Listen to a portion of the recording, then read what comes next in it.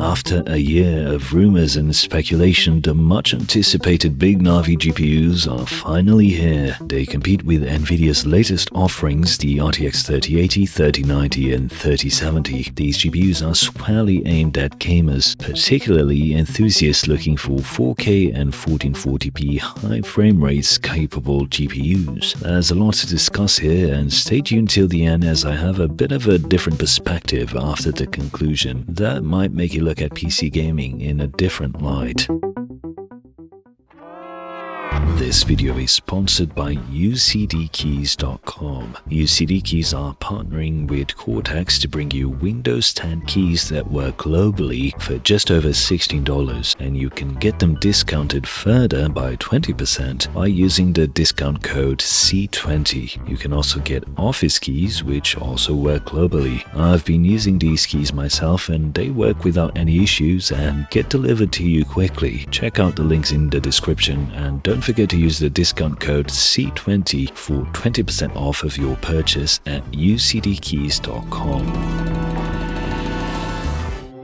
Before we dive into the performance numbers, let's go over the specs of these GPUs. The 6800 XT features 72 compute units with an advertised game clock of 2015 MHz. So game clock is the sustained frequency that you can expect the GPU to run at most of the time while you are gaming. It has 16 GB of VRAM and a total board power of 300 watts. The 6800 has 62 compute units, a game clock of 1825 MHz, and also 16 GB of GDDR6. Both of them are available today at suggested prices of $579 for the 6800 and $649 for the 6800 XT, and both feature 128 MB of what AMD is calling Infinity Cache, which scales better than how traditional bandwidth would, as on-die cache frequency can be boosted to amplify the bandwidth further when needed. In other words, it's a smarter approach to solving the data transfer limitations that GPUs traditionally have. As far as dedicated hardware for ray tracing is concerned, there's one ray accelerator per compute unit, so the 6800 XT has 72 ray accelerators and the 6800 has 60, and we'll see how that translates into ray tracing performance in a second. There are over 20 AIB partner designs coming soon, including liquid-cooled versions, but today we're sticking with the reference models from AMD. And let me tell you, AMD really have outdone themselves here. In person, these GPUs are absolutely stunning. They look much better than at the online reveal event a few weeks ago. They look and feel very premium both on the outside but also on the inside. The shroud is a combination of hard plastic and metal, and the backplate is die-cast aluminium, which does help dissipate heat. Even the axial fans are a custom design, and they have a 0 RPM mode when you are doing light work on the GPU. In quiet operation at low RPM, I did notice a bit of coil whine, so noise-wise it isn't perfect, but it's a massive improvement over the 5000 series GPUs from last year. There's an extended vapor chamber between the shroud and the PCB, which is particularly massive on the 6800 XT, and the thermal interface on the GPU is graphite-based for better thermal performance. The PCB is 14-layer as opposed to 12-layer on the previous RDNA 1 GPUs, and there are 2 power phases for 8 memory chips. The 6800 XT is 2.5 slots while the 6800 is 2 slots, and they are 120mm high and 267mm long. And unlike Nvidia, AMD has kept to the traditional power connectors, of which there are 2 8-pin ones, giving you some headroom for overclocking. We'll look at that in a second. So the recommended power supply for the 6800 XT is 750 watts, and for the 6800 is 650 watts. In my testing, both GPUs remain quiet without turning my place into a hot furnace, so that's a nice change from the usual AMD reference coolers. I don't see much point in going into detailed thermals unless there's instability, but for reference, both GPUs operated at around 70 degrees Celsius under load, although the junction temperature can go up to 110 degrees Celsius Celsius in hotspots in typical gaming workloads, at which point the sensors will throttle clocks. So don't be alarmed if you see those temperatures reported in Radeon software. That's how these GPUs are designed to work. One of the highlight new features, at least for me, is the introduction of an HDMI 2.1 port, which will let you do 4K 120 over HDMI, for instance. There are also 2 display ports and 1 USB Type-C, which delivers both power and display. So if you have a VR headset that supports USB Type-C, you can use this connector for that. The HDMI 2.1 port will be particularly useful for those of you who have or are planning to get an OLED 4K display that supports 120Hz. It has fixed rate link and supports variable refresh rate. It can theoretically do 8K 60Hz or 4K 144Hz, but you have to make sure you get a cable that can do these resolutions and refresh rates appropriately. I'll put a link in the description to one that works for 4K 120. As far as decode and encode, there's support here for AV1 decode at 8K 30, and I'll have the full features on screen. It should be noted that currently VRR combined with fixed rate link over HDMI 2.1 is currently blocked, as AMD is working with vendors on updated firmware for TVs. If you are planning to hook these GPUs to your 4K TV, make sure to update the firmware on your panel first. We will look into more details and specs in the conclusion, but for now let's dive into performance. So the first thing I want to point out is that if you own a Ryzen 5000 series CPU and an X570 motherboard or a B551, you should turn on Smart Access Memory, which basically allows for the base address register to be resizable, giving Windows more memory to map on the GPU through the CPU at once. In simple terms, this will give you a bit of extra performance and is really easy to turn on. So make sure you have updated Windows to the latest version, update your BIOS to the latest version as well, and download the latest Radeon software driver. Then go into your BIOS and enable the option above 4G decoding. This will vary depending on your motherboard. On the Gigabyte X570 Aorus Master that I'm using, you have to go into Settings, then I/O, as this is a PCIe related feature, and then enable Resize Base Address Register or BAR, and make sure above 4G decoding is also enabled. In some games like Assassin's Creed Valhalla, I saw almost no change in performance, about 3% in 4K, but in other games like Forza Horizon 4, there's a massive 10% gain at 4K, so this will vary a lot depending on the game, but it's definitely worth turning on. All the testing you will see done here was with Smart Access Memory turned on, as this is an enthusiast-focused channel and I expect enthusiasts to be interested in squeezing the most performance out of their hardware as possible. My test system is on screen, including the monitors that I use for these tests, but I encourage you to check out other sources for results, as different hardware configurations might yield different results than what you will see here. Starting with 3D Mark Firestrike Ultra, the 6800 XT stock tops the chart at 12,397 points, so yes, that's ahead of Nvidia's flagship, the RTX 3090. And overclocked, I was able to get over 13,000 points, which puts the 6800 XT almost a tier above the 3090, and I wonder how fast the upcoming 6900 XT will be in this test. Hopefully I will be getting one in for review also. The 6800 is the real star here though, basically matching the more expensive RTX 3080 stock and beating it when you overclock it. Speaking of overclocks, the 6800 XT has a preset called Rage Mode, which is basically a very tame overclock. To be honest, I didn't find it gave a significant boost in performance, and it's not even available on the 6800, so I think you should just stick to manual overclocks, which are pretty easy to dial in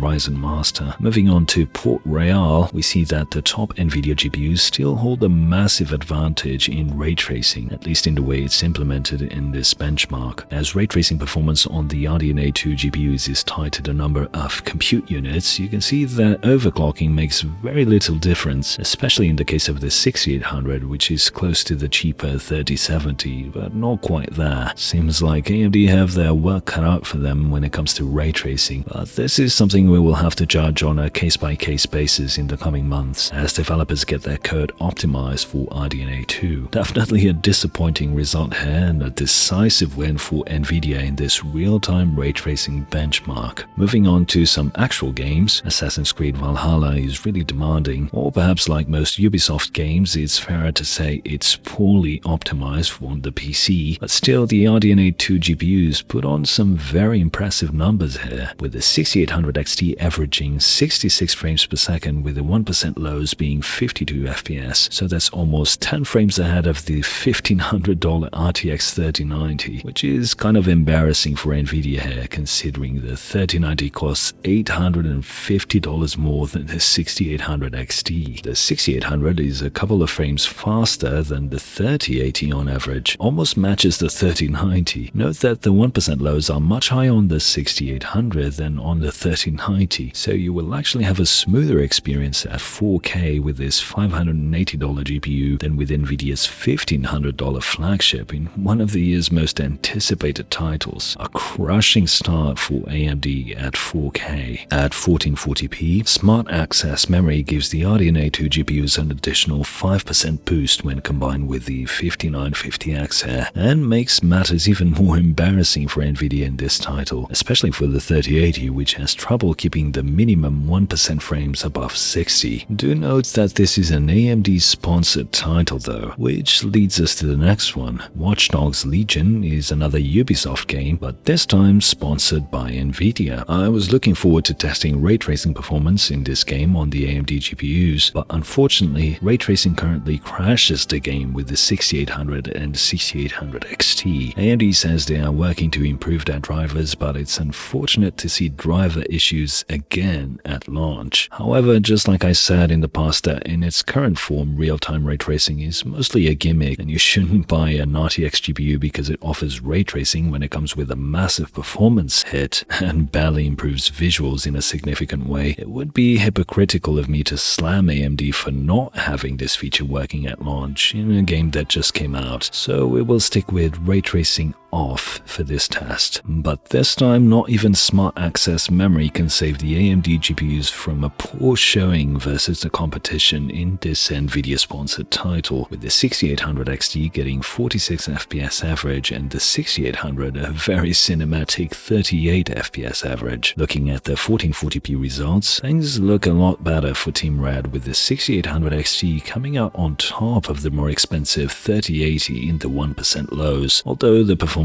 is pretty similar between the two with 74 FPS average. The 6800 matches the 3070 at 62 FPS average. Godfall is another title that just came out and is also sponsored by AMD. At 4K, the 6800 XT matches the more expensive RTX 3080 at 73 FPS average with identical 1% lows, and the 6800 is getting 3 more frames in every second on average than the 3070, with higher 1% lows as well for a smoother experience. I would expect the 6800 to perform a bit better here, considering you are paying an extra $80 compared to the Nvidia alternative, especially considering Smart Access Memory is turned on, and this is an AMD-sponsored title after all. But nevertheless, the RDNA 2 GPUs hold their own really well in this title at 4K. At 1440p, however, we see the AMD GPUs jumping ahead again, with the 6800 XT topping the chart at an impressive 142 FPS average, and the 6800 almost matching the 3090, which is pretty insane. I should note that this game is still getting patches, so this disparity at 1440p might change. Next up is Dirt 5, another recent title. I got access to a special build of the game that has ray tracing enabled, so we can finally compare ray tracing performance head-to-head between Radeon and GeForce. But first, with ray tracing off at 4K ultra settings, the 6800 XT pulls another impressive result, topping the chart at 70 FPS average, with the 1% lows massively ahead of the $1,500 RTX 3090. The 6800 is also ahead of the 3080 here at 61 FPS average, with very solid 1% lows at 55 FPS average. At 1440p, with ray tracing still off, it's a similar story, with the 6800 XT still ahead of the pack at 98 FPS average, and the 6800 again ahead of the 3080 by a couple of frames on average, but with better 1% lows. Now, ray tracing in this game is a bit of a strange one, as I honestly can't tell if it looks better or not. It does look different, but I don't think it necessarily looks better. So at the end of the day, you'll get a significant performance drop without a significant improvement in visuals. Today's ray tracing in a nutshell. But But nevertheless, let's look at the 4K results with ray tracing turned on. So here we have some really interesting results. The 3090 is now ahead, followed closely by the 6800 XT at 56 FPS average, significantly ahead of the 3080, which I find surprising given Nvidia's head start on real-time ray tracing. So my guess here is that this is more representative of what we can expect from the DXR implementation that developers are likely to be adopting from here on out, with the exception of titles where Nvidia specifically pays developers to include their own implementation like we see with Watchdogs. We'll need to revisit this when more titles transition from the consoles over to PC. The 6800 is also massively ahead of the 3070, matching the 3080 at 49 FPS average with slightly better 1% lows. This serves more as an exercise in comparing the two microarchitectures in this specific workload rather than making an argument as to which GPU to go for, as I think you'd have a very hard time distinguishing between RT on and off in this title. Now looking at aggregate results from another 9 games that I tested at 4K, comparing the 4 main options here from both companies, the 6800 XT and the 3080 are pretty evenly matched, with the AMD GPU costing $50 less and offering 16 gigs of VRAM versus 10 gigs on the 3080, which could prove important in the future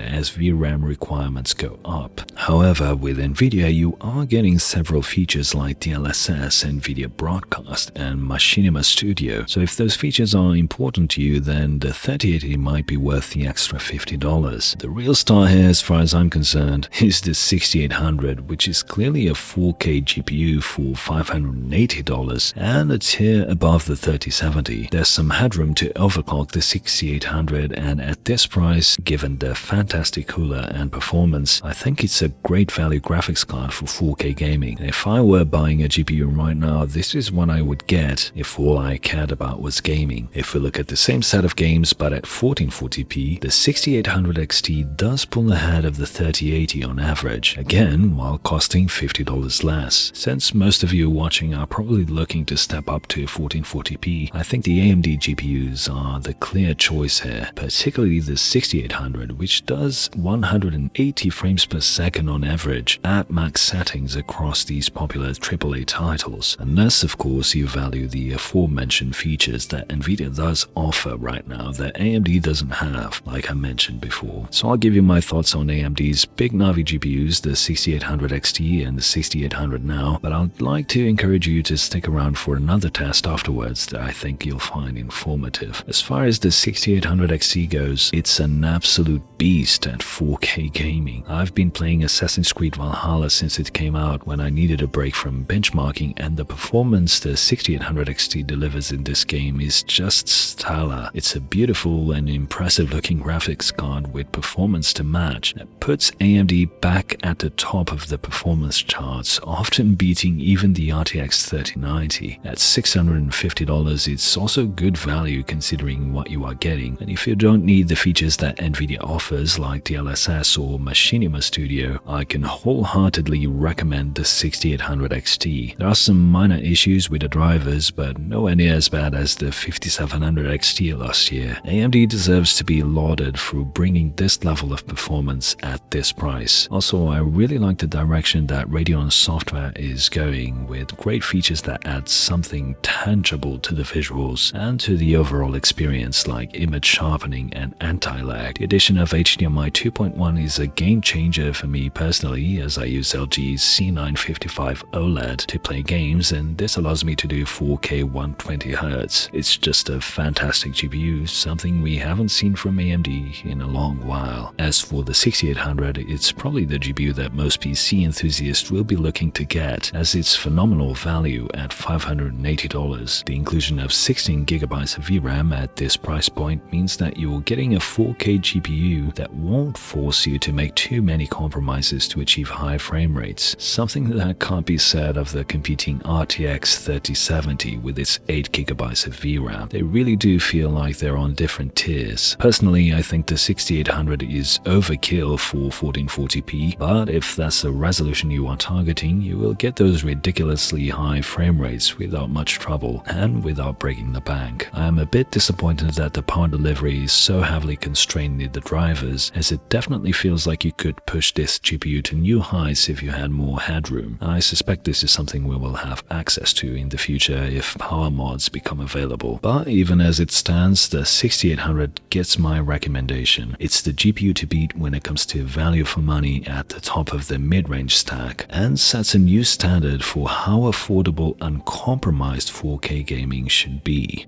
Now, like I said, there is another test I'd like you to see, and I have to ask you to keep an open mind and hear me out, as what I'm about to argue goes against what most of you think about when it comes to upgrading your PC gaming experience. Now, what if I tell you that instead of getting one of these GPUs, you should keep your existing rig and buy a TV instead? But not just any TV, an OLED TV, and here's why. Let me ask you something. When you play games, is this what you look at? Your PC components? I'm guessing not. Most likely you look at an IPS panel anywhere between 60 and 144 Hz, or maybe a VA panel or a TN panel if you are on a budget. If you are really hardcore, you might even be playing on one of these, and I wouldn't blame you. I love CRTs myself. Regardless, when you are gaming, the way you actually experience the game is through your monitor, and yet I feel like the vast majority of enthusiasts focus their attention mostly on GPUs and CPUs. Now, I'm not saying that these are not important. Obviously, you want a good balance between all components, but what if I tell you that you can spend the same amount of money that you would on a Ryzen CPU plus a 6800 and an X570 motherboard for your next upgrade? So let's say $1,400, and instead keep your existing setup and get an OLED TV for the same amount. And your gaming experience with your current system plus the OLED will be way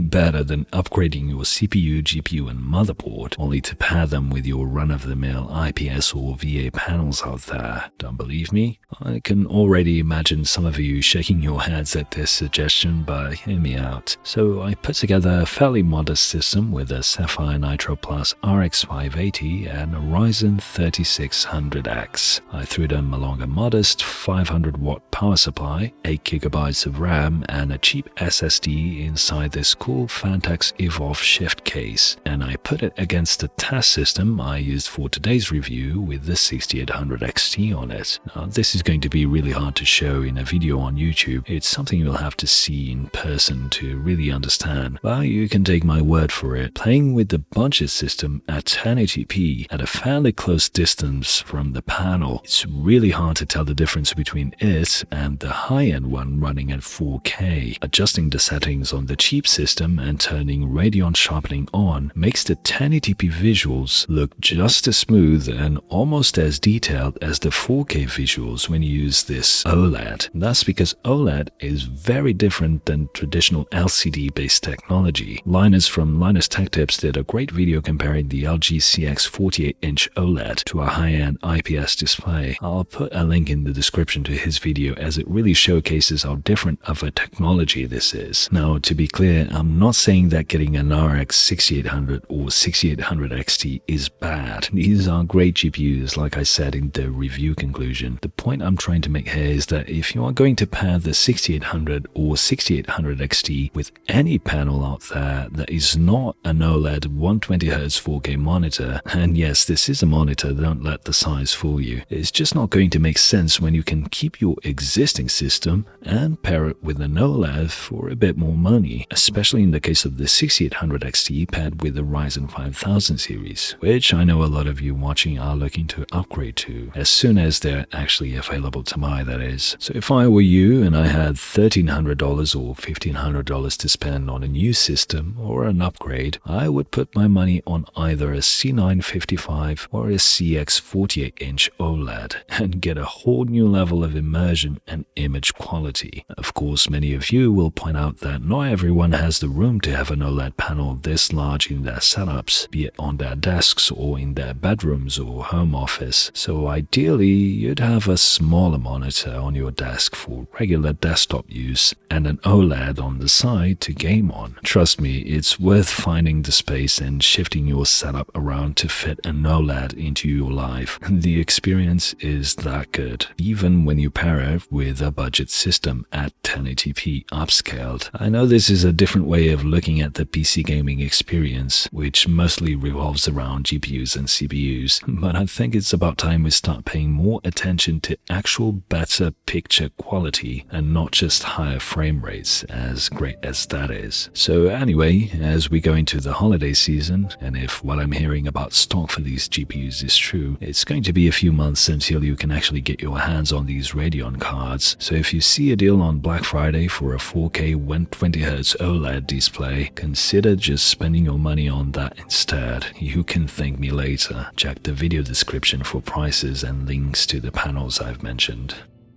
This video was made possible by my awesome patrons who get exclusive access to the Cortex Discord server, where you can talk to me directly and join a community of like-minded enthusiasts in a friendly environment. If you enjoy my work, then consider supporting me today at patreon.com/Cortex. If you can't contribute financially, then give this video a like and share it on social media, as that really helps. Thanks for watching, and until the next one.